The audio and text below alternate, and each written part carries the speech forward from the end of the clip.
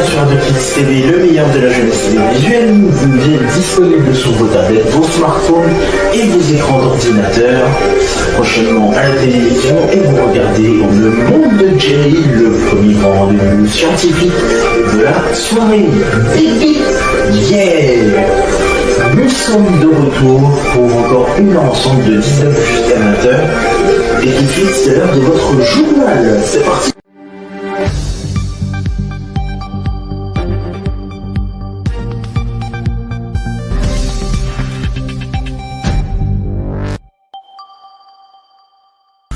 Ah, quel plaisir de retrouver ce magnifique plateau après 2 semaines d'absence. Ça va être vraiment génial, 2 semaines et demie. On est prêt à nouveau pour de nouvelles aventures. Et vous aussi, vous êtes prêts à la maison. Madame, monsieur, bonsoir. Bonsoir, bienvenue à vous pour ce nouveau numéro du 19h Info. Voici l'actualité dans ce 18e numéro de ce mercredi 28 août 2024. En plein désert indien, une école comme oasis de fraîcheur. Dans la chaleur étouffante du désert indien du Thar, où les températures dépassent les 50 degrés en été, une école à l'architecture hors du commun offre à ses élèves une oasis de fraîcheur, cela sans climatisation, près de la dénommée Cité Dorée de Jaisalmer dans l'état du Rajasthan. À l'ouest, l'école des filles de Rajkumari Ratnavati, conçue par l'architecte américaine Diana Kellogg, a été bâtie avec le même grès jaune. Contrairement à ce fort datant du XIIe siècle, le toit de l'école est recouvert de panneaux solaires qui alimentent en électricité et la protègent des coupures de courant particulièrement fréquentes dans la région. Le thermostat à l'intérieur de l'école affiche ainsi des températures 20% inférieures à celles de l'extérieur. On a l'impression que l'air provient d'un climatiseur dit Kushbu Kumari, 8 ans, qui fait partie des 170 élèves scolarisés dans cet établissement scolaire insolite. Avec sa structure en forme elliptique, l'école a des airs de Colisée romain. Dans l'actualité également, l'ADN éclaire le passé d'un site funéraire du néolithique. L'analyse de l'ADN de leurs restes éclaire le passé d'un groupe du néolithique dans le site funéraire de Lavenne de la Boucle, dans le sud de la France, avec une préférence accordée aux hommes sur près d'un millénaire. Il y a de 5600 à 4800 ans de cela, les corps étaient descendus dans la grotte par une galerie pavée et déposés pour certains sur un lit de terre jaune pour s'y décomposer. Puis leurs ossements étaient disposés plus loin dans la salle. En bordure méridionale des Cévennes, le gouffre est une des plus anciennes sépultures collectives connues dans le midi de la France.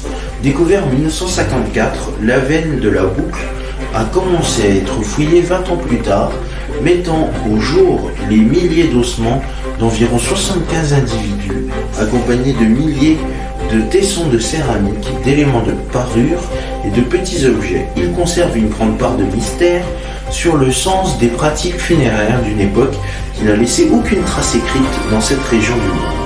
Les recherches en génomique, supervisées par une équipe de chercheurs des universités de Bordeaux et de Côte d'Azur à Nice, affinent les conclusions portées auparavant par l'étude des ossements. Avec un sanctuaire regroupant les restes d'humains de 2 époques culturelles distinctes s'étalant sur environ 900 ans, mais appartenant sans doute à un même groupe, les premiers archéologues avaient déjà une petite idée sur le sexe des individus, mais nous avons pu vraiment confirmer qu'il y avait beaucoup plus d'hommes que de femmes, explique à l'AFP Mélanie Pruvot, qui a supervisé l'étude parue mercredi dans les Proceedings B de la Royal Society britannique. Cuba, l'accumulation de déchets souille une Havane débordée. Des tas de déchets au relent nauséabonde. La Havane est confrontée à une crise de la gestion des ordures, autre symptôme de la pénurie de carburant et de pièces détachées dont souffre l'île en proie à de graves difficultés économiques. Chaque jour, dans la ville de 2,1 millions d'habitants, plus de 30 000 mètres cubes de déchets s'accumulent, soit 7 000 de plus qu'il y a un an, selon les chiffres officiels. Ma cuisine fait face aux poubelles, il faut tout recouvrir car sinon on mange de la saleté et des moucherons, raconte à l'AFP Lisette Vallée, une femme au foyer de 40 ans du quartier central du Tchèro. Faute de conteneurs, les voisins jettent leurs sacs de déchets directement sous sa fenêtre, aggravant la puanteur déjà omniprésente due aux eaux usées qui débordent des égouts. Selon les données de la direction provinciale des services communaux, la capitale ne dispose actuellement que de 57% des équipements, dont 100 camions bennes destinés à la collecte des déchets. Fournis par le Japon, les véhicules ont commencé à tomber en panne l'année dernière.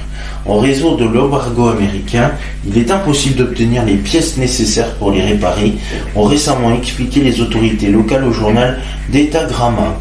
Par ailleurs, la grave pénurie d'essence qui touche l'île communiste depuis 2023 complique le ramassage. Il y a un problème qui nous frappe, le carburant, note dans Gramma Miguel Gutiérrez Lara, responsable de la supervision et de l'inspection à La Havane. Ce dernier souligne également le manque de travailleurs dans le secteur en raison de salaires bas. Au moins 5 des 15 quartiers de La Havane n'ont pas de coordinateur pour le ramassage des ordures et sont de ce fait dans une situation complexe, assure-t-il. Cuba est confronté à sa pire crise économique depuis 3 décennies en raison notamment d'un durcissement des sanctions de Washington et des faiblesses structurelles de son économie centralisée. Pour la Corée du Sud, une autre menace venue du Nord, le paludisme.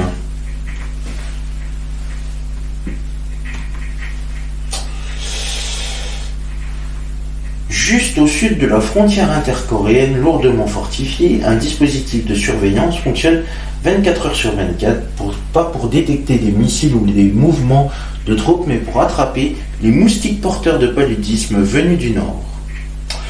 Malgré son système de santé hautement avancé et plusieurs décennies d'efforts, la Corée du Sud n'a jamais réussi à se faire certifier exempte de paludisme pour l'Organisation mondiale de la santé, et ce à cause des moustiques qui prolifèrent à sa frontière avec la Corée du Nord.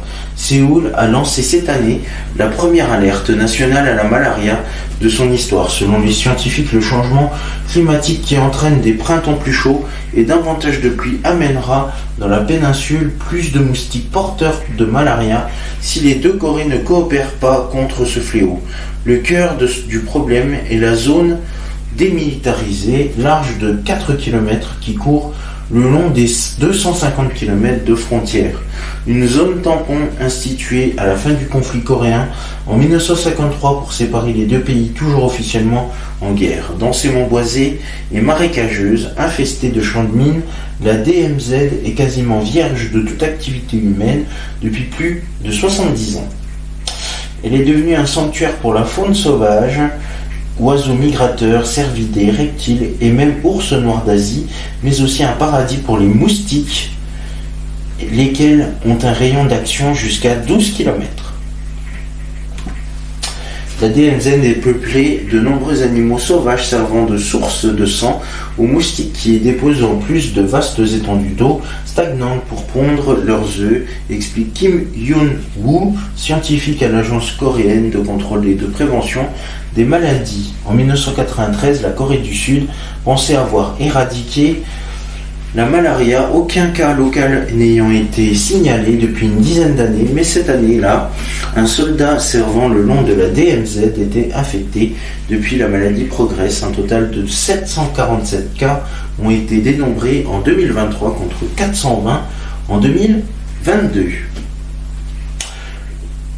Inde, les éoliennes du désert de Thar bouleversent un mode de vie ancestral. L'implantation dans le désert de Thar, dans le nord-ouest de l'Inde, d'éoliennes destinées à fournir une énergie verte essentielle au pays le plus peuplé du monde, a bouleversé le mode de vie ancestral des éleveurs. L'Inde, 3e pays émetteur de gaz à effet de serre au monde, s'efforce d'augmenter sa production d'énergie d'origine non fossile, alors que le pays est ravagé par des vagues de chaleur, des inondations et des sécheresses qui selon les climatologues sont exacerbées par le réchauffement climatique.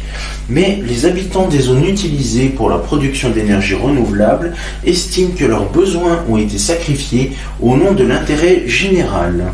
Les éoliennes ne nous servent à rien, affirme Nena Ram, éleveur de bétail de 65 ans, décrivant comment ces immenses turbines affectent un système agricole séculaire. Des agriculteurs comme lui produisent infiniment moins de gaz à effet de serre que les géants de l'industrie indienne.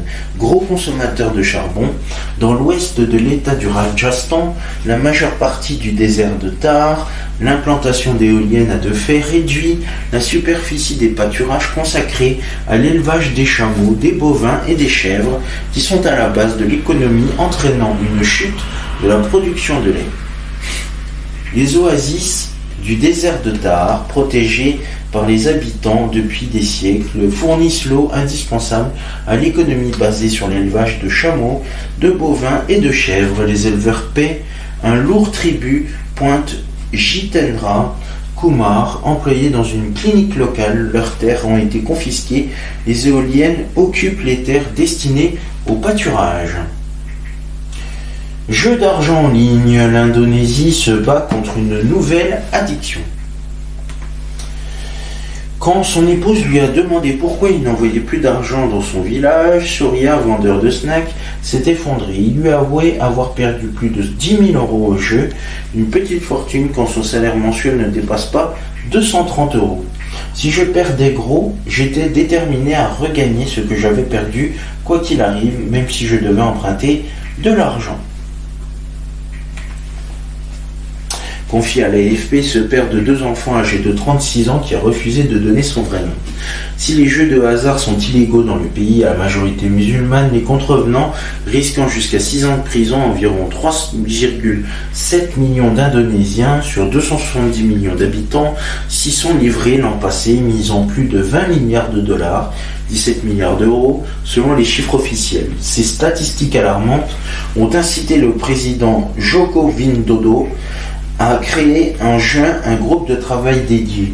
Le gouvernement vient également d'ordonner aux fournisseurs d'accès de bloquer les sites de jeux d'argent basés à l'étranger, généralement au Cambodge et aux Philippines. Certains services VPN permettant de contourner les pare-feux ont été placés sur liste noire, mais les joueurs les plus accros peuvent toujours parier depuis leur téléphone ou via des bookmakers illégaux. Des patients de l'hôpital psychiatrique Marzuki m'a dit à Bogor, au sud de Jakarta, le 23 juillet 2024, le travail de Surya pouvait lui rapporter jusqu'à 4 millions de roupies, soit 230 euros par mois, à Bandung, Java occidental. Mais une fois qu'il a commencé à jouer, le vendeur ambulant n'envoyait plus qu'1 million de roupies, 58 euros, chez lui. Le Japon émet son avis d'alerte le plus élevé avant l'arrivée d'un typhon extrêmement puissant. Le Japon se préparait mercredi à affronter son typhon le plus puissant de l'année, les autorités ayant émis le niveau d'alerte le plus élevé pour les vents et les ondes de tempête sur la principale île du sud, Kyushu. Le typhon Chanchon devrait approcher le sud de Kyushu avec une force extrêmement importante d'ici jeudi et il pourrait toucher terre, a déclaré le porte-parole du gouvernement Yoshimasa Hayashi. On s'attend à ce que des vents violents de hautes vagues et des ondes de tempête d'une ampleur jamais connue par beaucoup de gens se produisent, a-t-il ajouté. Face à cette situation, les autorités ont déclenché leur plus haut alerte spéciale pour vents violents, fortes pluies et vagues de submersion, invitant plus de 56 000 personnes à évacuer. L'approche du typhon, avec des rafales allant jusqu'à 252 km/h, et déjà accompagnée de fortes pluies, a incité le géant automobile Toyota à suspendre la production. de ces usines dans tout le pays. L'ensemble des 28 lignes de production dans les 14 usines japonaises de Toyota et ses filiales s'arrêteront à partir de mercredi après-midi et jusqu'à jeudi, a expliqué l'AFP, un porte-parole du constructeur. Par ailleurs, 3 membres d'une même famille sont morts après qu'un glissement de terrain a enseveli une maison à Gamagori, une ville de la préfecture centrale d'Aichi, a rapporté tôt jeudi l'agence Kyodo, citant des responsables du gouvernement local. Parmi les personnes décédées figure un couple de septuagénaires ainsi qu'un fils d'une 30aine d'années, tandis que 2 filles adultes d'une 40aine d'années ont été blessées, a précisé l'agence. 10 ans de greffe d'utérus, un premier bilan mondial sur la santé des mères et des enfants. Une étude américaine dresse un bilan 10 ans après la toute première greffe d'utérus. En se penchant sur le taux de réussite, la santé des enfants et les complications éventuelles présentes chez les donneuses et les receveuses, en France à ce jour, 3 enfants sont nés à la suite d'une transplantation d'utérus. 10 ans déjà depuis la première transplantation utérine du monde, réalisée par l'équipe du docteur Mats Brandström à l'hôpital de Göteborg en Suède, ayant abouti à une naissance vivante après une décennie d'expérimentation animale. Moins de 100 enfants nés d'une greffe d'utérus. Selon le premier bilan de cette pratique hors norme, tout juste présenté par l'université de Dallas au Texas, dans un travail américain publié dans la revue JAMA, plus d'une centaine de transplantations utérines ont à ce jour été réalisées à travers le monde. Cette étude Dallas Uterus Transplant Study DUETS, menée par une vingtaine de cas américain est conçu pour évaluer les résultats à long terme de la transplantation d'utérus et en apprécier la sécurité, note qu'il n'existe aucun registre mondial rapportant précisément le nombre de naissances résultant de cette procédure. Leurs auteurs estiment toutefois à environ 70 le nombre d'enfants vivants issus de cette pratique, dont 3 ans en France et des naissances toutes rendues possibles grâce aux travaux menés à partir de donneuses vivantes par l'équipe du professeur Jean-Marc Ayoubi à l'hôpital Foch de Suresnes en Île-de-France. Réensauvagement. Voici les zones en Europe où il faudrait faire revenir la faune sauvage. La manière de gérer les réensauvagements a beaucoup été discutée, mais la question du où a reçu moins d'attention. Pour y remédier, des chercheurs ont formulé dans une étude récente des critères pour cartographier les zones propices au réensauvagement et guider les efforts d'acquisition et de gestion des terres. La biodiversité est en chute libre. De nombreux animaux et plantes disparaissent à un rythme effréné. Depuis 200 ans, les extinctions d'espèces sont 10 à 1000 fois plus rapides que le rythme naturel, alerte l'OFB.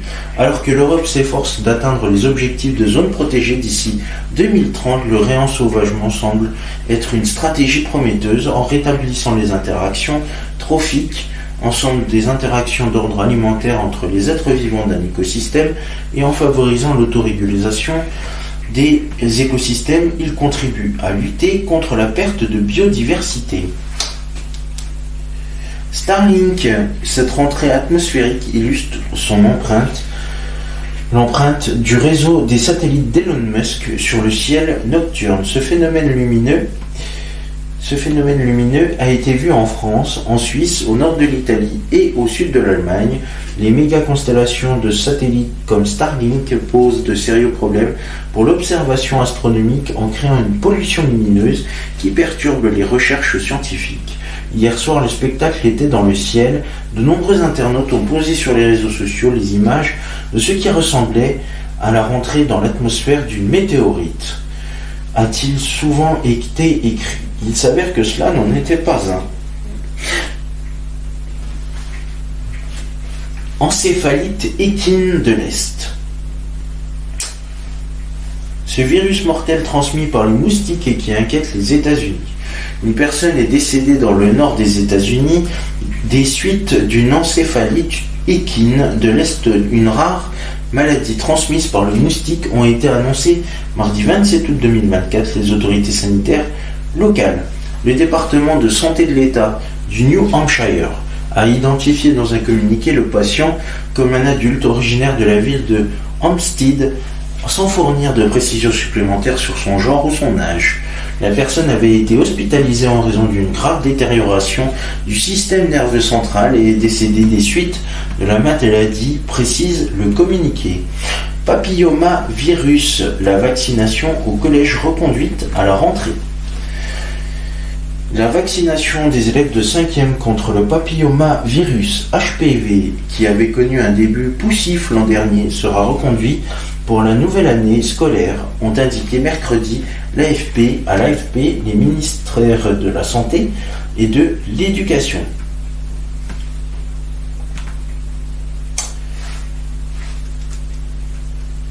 Le gouvernement suisse veut rouvrir la porte au nucléaire.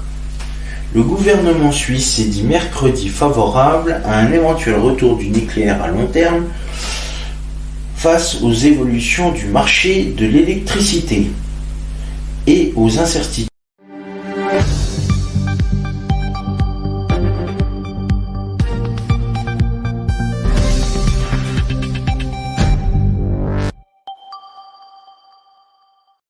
La sortie progressive du nucléaire en votant une loi interdisant la construction de nouvelles centrales. Cette loi était alors le résultat d'un long processus engagé après l'accident nucléaire de Fukushima provoqué par un gigantesque tsunami en mars 2011 au Japon. Depuis 2017, la situation sur le marché de l'électricité a radicalement changé, a déclaré le ministre de l'Environnement, des Transports et de l'Énergie, Albert Rosti, en conférence de presse à Berne après une réunion du Conseil fédéral. Ce mercredi, oui, ça c'est la grosse actualité, ce mercredi 28 août aura lieu la cérémonie d'ouverture des Jeux paralympiques et vous allez pouvoir les retrouver dans quelques instants dans notre 21h minuit nouvelle génération. Cette cérémonie d'ouverture des Jeux paralympiques qui va avoir lieu dans quelques instants, elle marque le lancement de 549 épreuves pour 22 sports.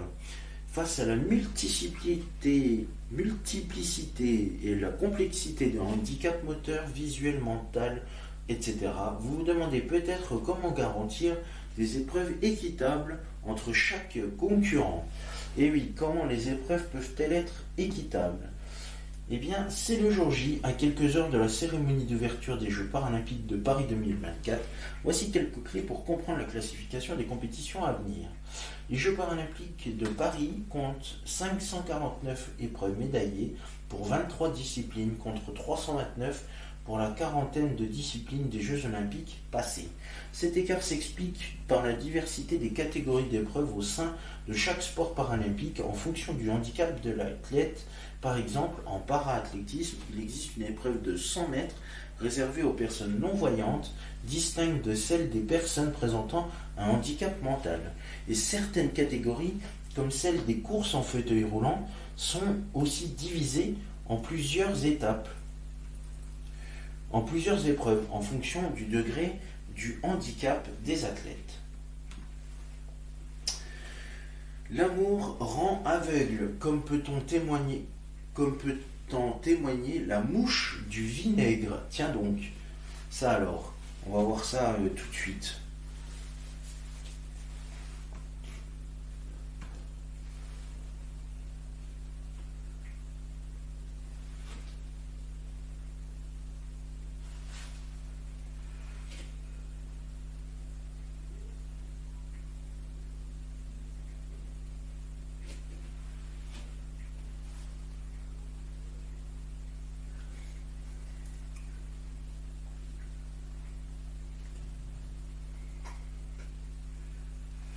Bon, eh bien, si, c'est bon.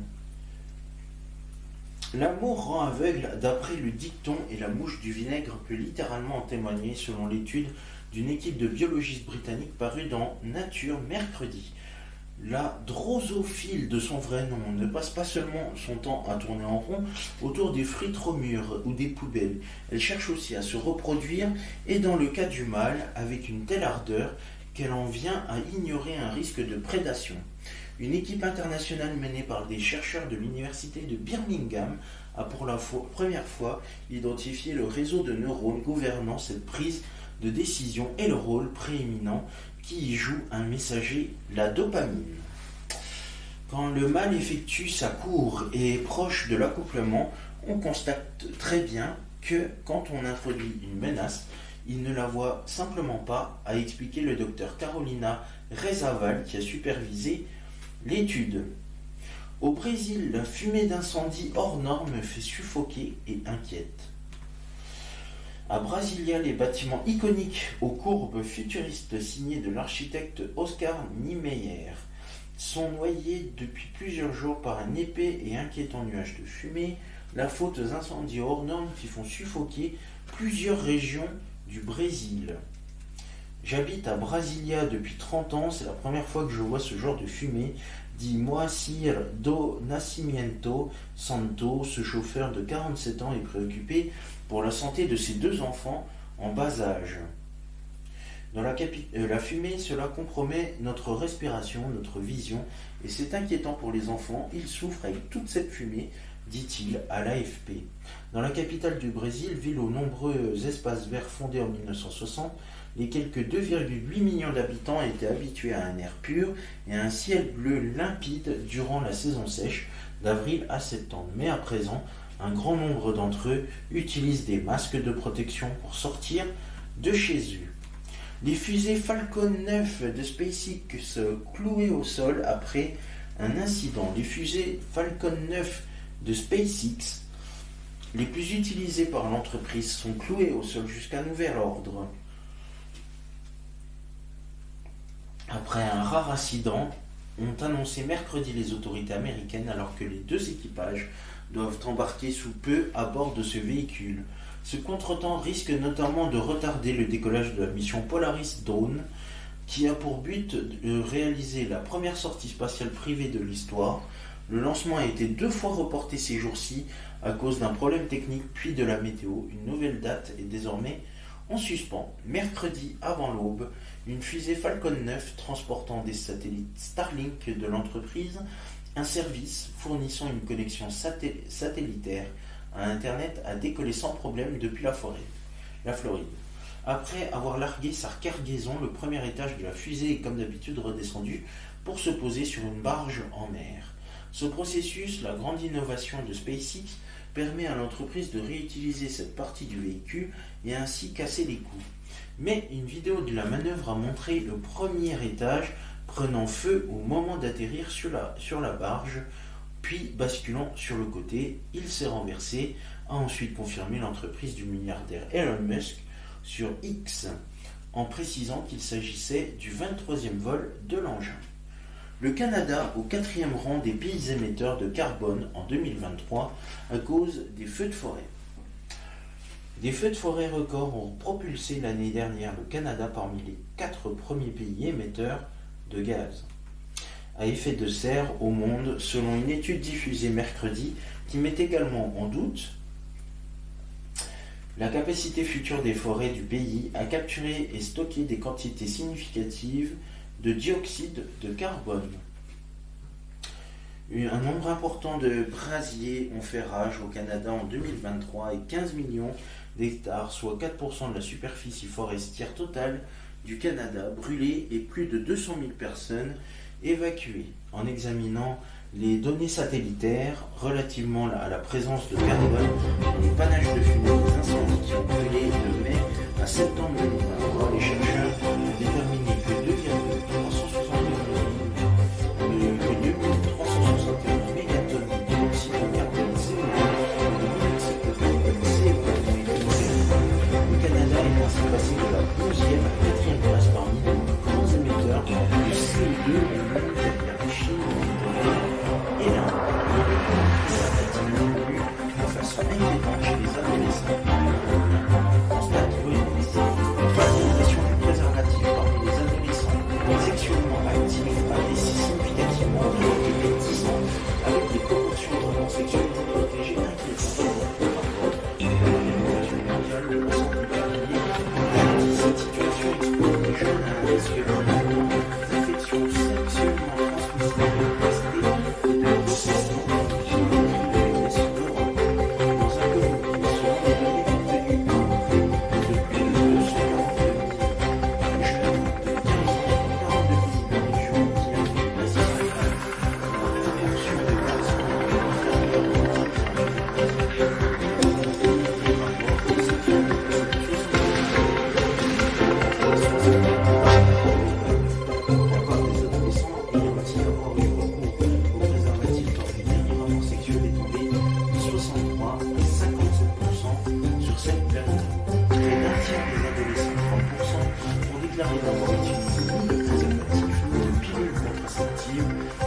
leur dernier rapport sexuel, un chiffre qui n'a pratiquement pas changé depuis 2018.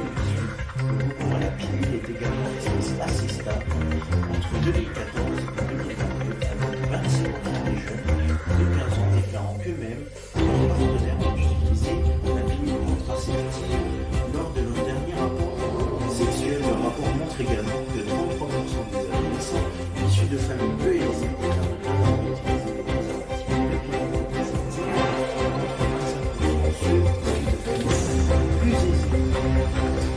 Voilà, c'est la fin de cette émission. Merci à vous de nous avoir suivis.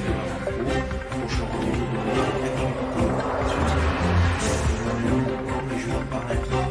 Vous commencez, ce sera demain, bien évidemment. Dans un instant, vous allez retrouver notre célèbre 19h30 culinaire, notre 18e numéro, qui vous propose de réaliser de délicieuses prototypes de la bonne fraise.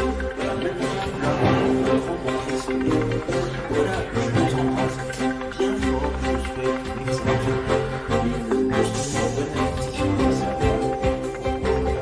Je vous rappelle ce soir, pas de 21h de la diffusion de la cérémonie.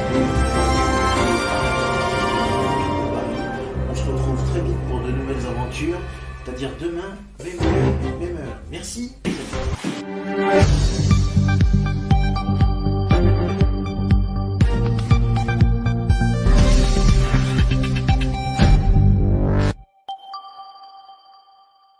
Les petits pouces en mes petits poulets, vous pouvez voir s'afficher sur votre écran les réseaux sociaux, mais aussi le compte YouTube d'AdoKids TV.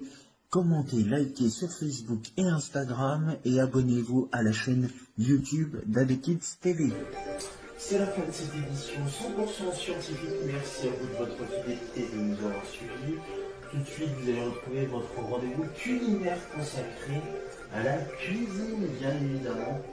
Une nouvelle recette de cuisine qu'on va vous proposer dans cette émission. Tous les épisodes sont à retrouver, et oui, tous les épisodes aujourd'hui, vous allez pouvoir retrouver dans quelques instants. Il y en a déjà 11 de disponibles maintenant. Et rendez-vous pour l'information et la grande partie scientifique demain. Et sinon, rendez-vous dans quelques instants avec notre table et notre tablier pour notre session cuisine. Je vous souhaite une excellente soirée en notre compagnie. Merci. Salut.